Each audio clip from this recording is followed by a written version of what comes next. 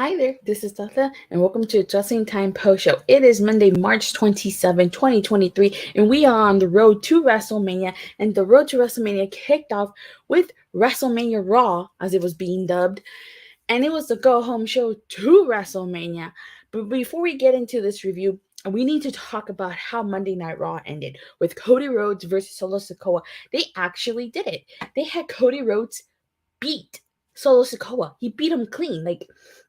I was shocked because I thought for sure this match was going to end in a DQ, especially after the Usos came out. But I was surprised that Cody Rhodes he beat Solo Sikoa. 1, 2, 3. There was no ands or buts about it. He pinned him clean. Wow. So, Solo Sikoa did a belly-to-belly suplex to Cody Rhodes. Solo sent Cody into the announce table. He chokeslammed Cody into the announce table. Cody Rhodes did the Cody Cutter to Solo, but that wasn't enough. Afterwards, he did the Crossroads, but that still wasn't enough. Solo Sikoa got his foot on the rope. And throughout this match, Solo was telling Cody, "Oh, you say I'm not ready." Because remember, Cody Rhodes kept saying Solo Sikoa is not ready. He hit a second Cody Cutter, and that's when the Usos come out. They pretty much cause a distraction. Solo Sikoa super kicks Cody Rhodes. He hit the spinning solo. This is where I thought it was going to be over. He hit the spinning solo, and Cody Rhodes kicked out. He kicked out of the spinning solo. No one's done that so far. And then Sami Zayn and Kevin Owens come out and attack the Usos. Cody Rhodes hits another Crossroads, and he is victorious. He beat Solo Sikoa, ending his undefeated streak. That was a great way to end Monday Night Raw, if you ask me. Freaking, wow. So amazed. Because, like I said, I was not expecting this. I really thought we were going to get a no DQ match, a no DQ finish, because I was like, there's no way Cody Rhodes is going to beat Solo Sikoa, and obviously Solo Sikoa is not going to pin Cody Rhodes before WrestleMania. It's like, you're going to protect both of them, you have to end this match in a DQ, but I was pleasantly surprised to see that I was wrong. Alright, so now let's start from the beginning. Monday Night Raw kicked off with the Miz TV with Becky Lynch, Lita, and Trish Stratus. And basically, the whole purpose of this was to set up Becky's match with Iyo Sky, but something interesting does happen.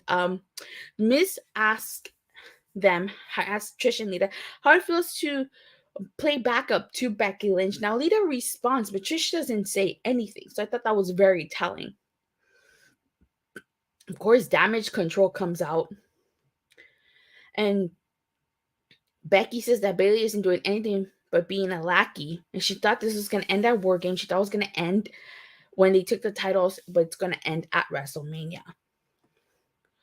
So I have to say, that means the women's tag titles are not being defended at WrestleMania. So those titles, like I said before, are pretty much props at this point. We get Becky Lynch versus Iyo Sky. Let's say Iyo Shirai. And this is actually not a bad match. I was actually enjoying this match. Becky hits the Bexploder to Iyo Sky. Iyo Sky does a double stomp to Becky on the ribs. Becky doing a superplex to Iyo Sky. And of course, Becky Lynch is victorious when she does a manhandle slam to Iyo Sky. So, again, Damage Control's booking has just been atrocious from the get-go. Not sure why they're called Damage Control when they take damage and they're not really in control of anything. We get an Asuka video package, which just basically just recaps her career, and they mention her accomplishments. After that, we get a Seth Rollins backstage interview, and Ali interrupts him, and he says that if Seth Rollins has nothing nice to say, he won't say anything at all, and that Seth Rollins needs to be positive. And he says positive Ali. And Rollins reminds Mustafa Ali that when he was US champion, Ali was begging for a fight. Okay, so seems like Mustafa Ali is doing this whole positivity gimmick.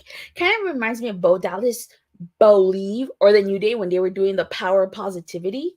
So I don't know where they're going with this whole Ali gimmick, but the more things change, the more they stay the same, and I'll explain why right now. So this leads into Seth freaking Rollins versus Mustafa Ali. I feel bad for Mustafa Ali. This match was all Seth freaking Rollins. Like, he pretty much dominated Mustafa Ali. He won.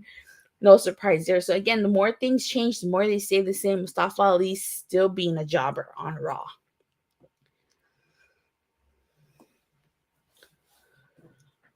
So we get a Seth Rollins promo after the match. He talks about how in 5 days, at night 1 of WrestleMania, he will finally get his hand on Logan Paul.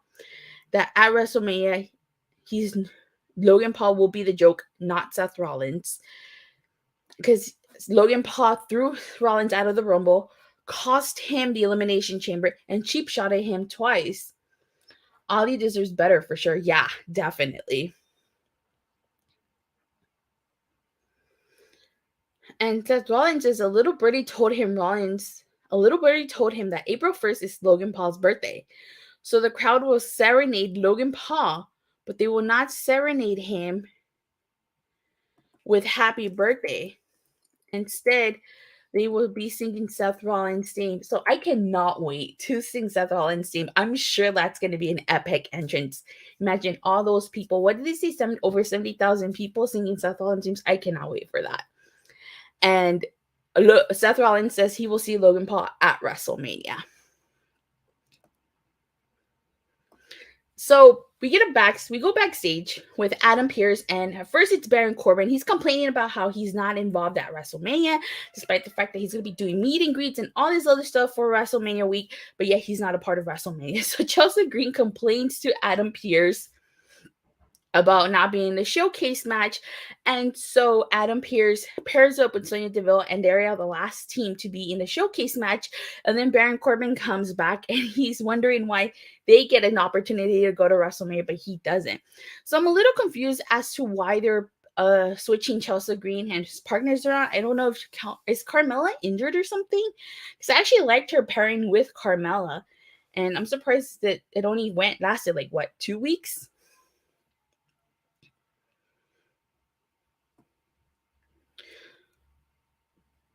Next, we get the Brock Lesnar and Omos weigh-in. This was just a waste of time. I was not feeling this segment. I didn't care about this segment. I'm still not excited to see Brock Lesnar and Omos at WrestleMania. This is definitely going to be the bathroom break match.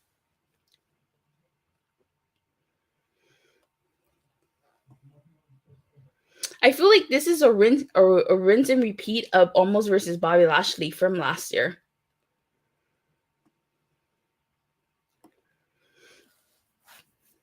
We get a backstage interview with Rhea Ripley, and she's basically kind of talking about how there's no denying how great Charlotte's legacy is, but that she doesn't need to be constantly reminded Charlotte is a 14-time champion. And Charlotte's legacy is unmatched, and that her legacy will not define her. Rhea Ripley says that she must be a star. She has to beat Charlotte, and that Charlotte's not going to stop her from becoming the new SmackDown Women's Champion. So I thought that was well, I can't say it's a promo because it was a backstage interview, but I didn't mind that. So we get an 8-man tag match. It's Braun Strowman, Ricochet, and the Street Profits versus Alpha Academy and the Viking Raiders. I hate that the fact that they did the whole can they coexist thing. They always do that. When they pair up opponents, they always do can they coexist. They did it with Asuka and Bianca, and they've done it so many times with other teams. So this actually was not a bad match. I didn't mind this match. I really like that corkscrew back elbow that Dawkins did to Ivar, but I really like that finish at the end. Ricochet doing the splash to Eric, and then Montez Ford doing the frog splash to Eric. But the most impressive part is that Braun Strowman, they did it over Braun Strowman. So they jumped off the top rope and they did the move over Braun Strowman, which I thought was pretty cool.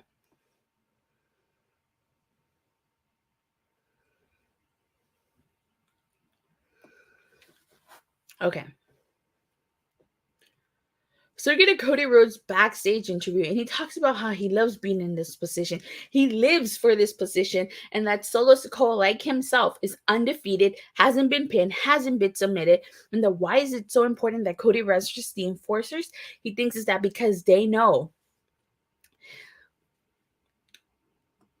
He says that the fire started even before he returned at AT&T Stadium. He says that tonight Solo Sikoa finds out he's not ready, and at WrestleMania he will defeat Reigns and become the new undisputed WWE Universal Champion.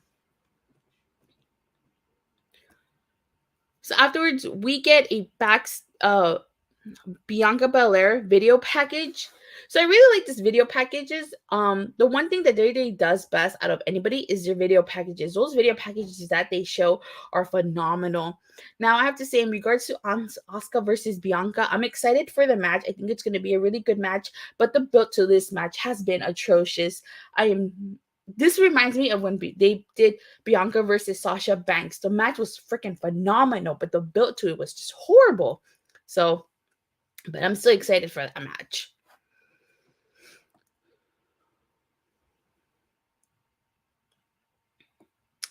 We get an Austin Theory promo, a taped Austin Theory promo, which was taped in an empty arena. He talks about how Cena told him on Saturday he will lose everything. How Cena showed the entire world that Cena can't see the future right in front of his eyes. So there's no difference being in an empty arena than being in the sold-out SoFi Stadium. Theory says he doesn't do this to be the next John Cena for the crowd or for the WWE universe. He does this before anybody had an opinion on him. He says he will make Cena believe in him, make him believe in Theory, and that he will make the WWE universe stop believing in John Cena. And this happens at WrestleMania.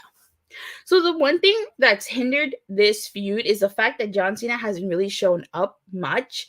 So there's not much you can do. I know Cena is probably busy with his Hollywood schedule, but they could have found some way to work around it. Like you can maybe add some video packages of Cena, maybe calling out Theory, but that's just the one part that hindered this feud is the fact that he wasn't able to make so many appearances. But good promo by Austin Theory, and I honestly think he's gonna beat John Cena. They're opening WrestleMania, so I'm ready for WrestleMania. Good match, yeah. We get the Showcase Qualifier match. It's Michin, Mia Yim, and Candice LeRae versus Chelsea Green and Sonya Deville. Chelsea Green and Sonya Deville actually worked really well together in this match. And Chelsea Green and Sonya Deville won after Chelsea Green hit the unprettier to Michin.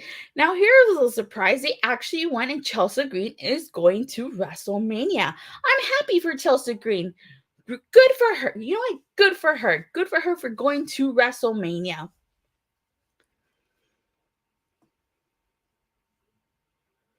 Okay. But I don't think she's going to win. I don't think she and Sonya Deville are going to win. But it's nice that she's going to WrestleMania. And the funny part is that earlier in the night in that segment with Adam Pearce, they called him the complaint department because Sonya Deville and Chelsea Green are always complaining. That was hilarious.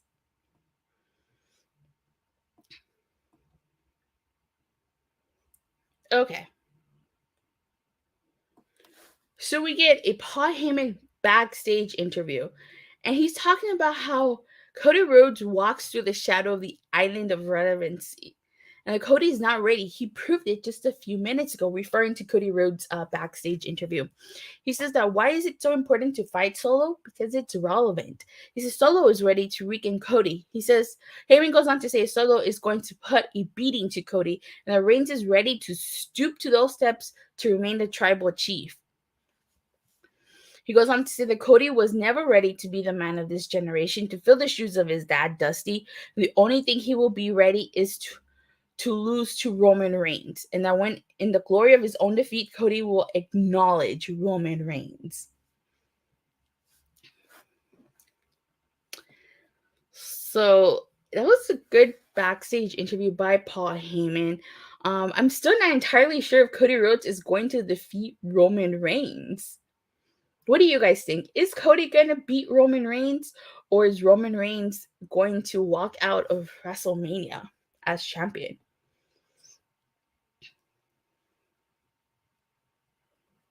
It says, I knew Cody Rhodes going to win at WrestleMania facing Roman Reigns. I bet. I remember Double or Nothing. Cody Rhodes slam hammered. I believe Triple H thrown.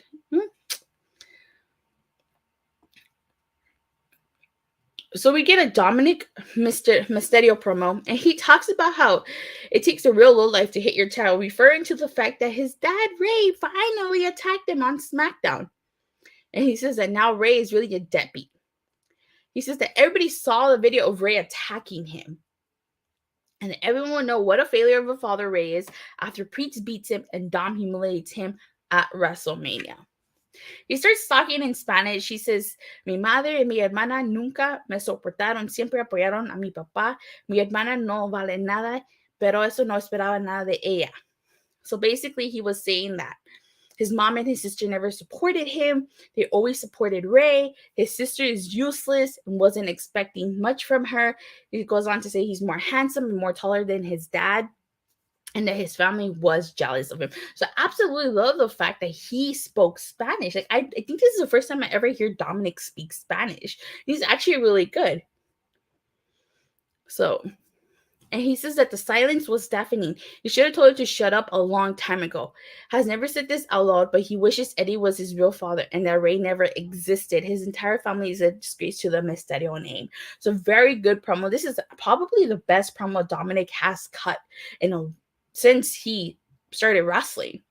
But this was a fantastic promo. And he's looking more and more like Eddie Guerrero now with that haircut and everything. But what did you guys think of Dominik's promo? Then we get Rey Mysterio versus Damian Priest. And of course, this match doesn't get far because Dominik attacks his dad, causing a DQ. And Damian Priest holds Rey while Dominik attacks him. And then Legado del Fantasma arrived to save Rey Mysterio. So that was totally random. Like, I still want to know when they turned Legado del Fantasma face and why they saving Rey Mysterio. I thought you would have had Santos Escobar feud with Rey Mysterio. But I guess maybe down the road that'll happen.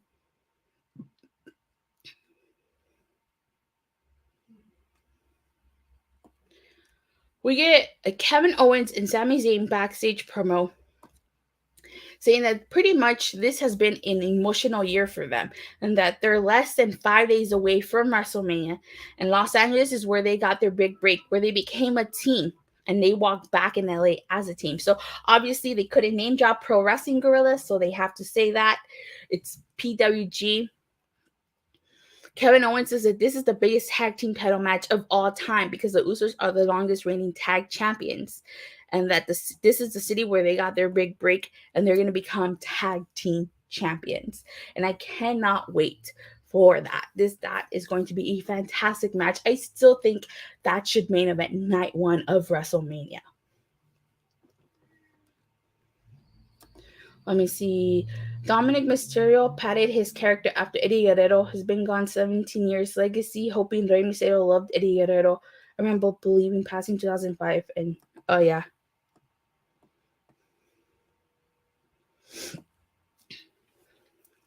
Afterwards, we get Dolph Ziggler versus Gunter. Ziggler got some offense in there. He hit the drop kick and a famous sir, but this match was mostly Gunter. He hit Ziggler with the chest chop, German suplex, powerbomb, and the last symphony. And of course, Gunter is victorious. At the end, Gunter did calls out Sheamus and Drew McIntyre, saying that this fight is a disgrace for him being forced to defend his IC title against both of them. And he says that this is their fate at WrestleMania. So tonight, overall, Raw was okay. It was not decent. I've always said that the purpose of a go-home show is to get you excited for the pay-per-view. Really, aside from a couple things, I didn't care so much about Gunter versus Dolph Ziggler. I get what the purpose of that was for. I was really looking forward to Cody Rhodes versus Solo Sikoa. I think that was a great way to end Monday Night Raw. I talked about that at the beginning. Raw was underwhelmingly awful. 3 out of 10. Really? You know, SmackDown on Friday kind of made me question my decision as to if I made the right choice going a SmackDown Go Home show. Weigh-in was a waste. Yeah, I definitely do agree. Whether I made the right decision going to the Go Home show of SmackDown over Supercard of Honor, I really hope I don't regret that decision.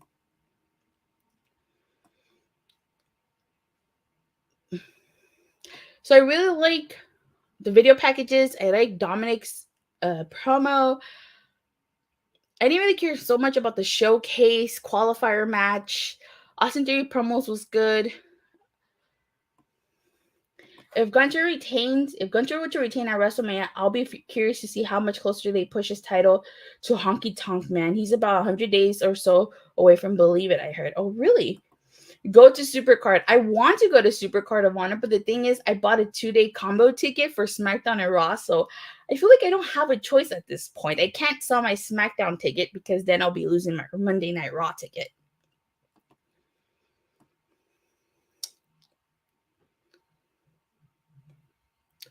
So, like I said, I really didn't care for Dolph Ziggler and Gunter.